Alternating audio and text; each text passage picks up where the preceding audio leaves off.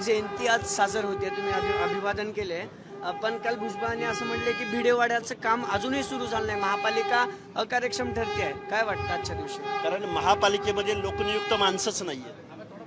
कारण गेल्या अनेक वर्षापासून स्थानिक स्वराज्य संस्थांच्या निवडणुका होत नाहीत आणि तिथं जर जनमानसातनं लोकप्रतिनिधी निवडून गेलेले नसतील तर प्रशासकीय मंडळींना काय पडलंय? महामानवांच्या भिडेवाड्याच्या संदर्भात असो किंवा अनेक कुठल्या प्रश्नांच्या संदर्भात असो, मेहरबान सरकारला माझी विनंती आहे की स्थानिक स्वराज्य संस्थांचं ओबीसीचं रिझर्वेशन पहिलं प्रोटेक्ट करा, वाचवा आणि लवकरात लवकर निवडणुका घ्या. इथं हुकुमशाही नाहीये, ही लोकशाही आहे. त्यामुळे लोकनियुक्त सरकार आता स्थिर स्थावर झालंय. आता जनतेच्या प्रश्नावर, ओबीसींच्या प्रश्नावर, महात्मा ज्योतिराव फुल्यांच्या संदर्भातल्या भिडेवाड्याच्या प्रश्नावर आता सरकारनं ऍक्शन मोडवर आलं पाहिजे. सरकार कोणाची वाट पाहते? आता खरं तर ओबीसी आरक्षणाचा विषय तुम्ही काढलात, या सगळ्या आरक्षणामुळे ना महापालिकेच्या निवडणुका देखील होत नाहीयेत.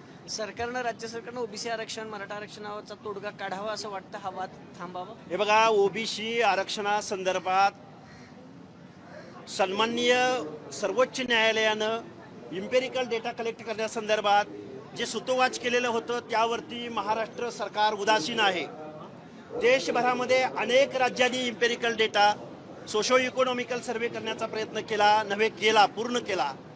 पण फुले शाहू आंबेडकरांचा महाराष्ट्र, पुरोगामी महाराष्ट्र, उठसूट फुले शाहू आंबेडकरांच्या समतेचं तत्व सांगितलं जातं, पण महाराष्ट्रामध्ये सोशो इकॉनॉमिकल सर्व्हे होत नाही, इम्पेरिकल डेटा कलेक्ट होत नाही आणि ओबीसींना काही आरक्षण मिळत नाही. आणि ओबीसींना आरक्षण जोपर्यंत प्रोटेक्ट होत नाही तोपर्यंत कुठल्याही सरकारची एवढी हिंमत नाही की इथल्या निवडणुकीला सामोरं जायचं. आणि तसा जर प्रयत्न केला, ओबीसी आरक्षणाशिवाय जर निवडणुका घेण्याचा प्रयत्न केला तर या महाराष्ट्रामधल्या निवडणुका आम्ही होऊ देणार नाही.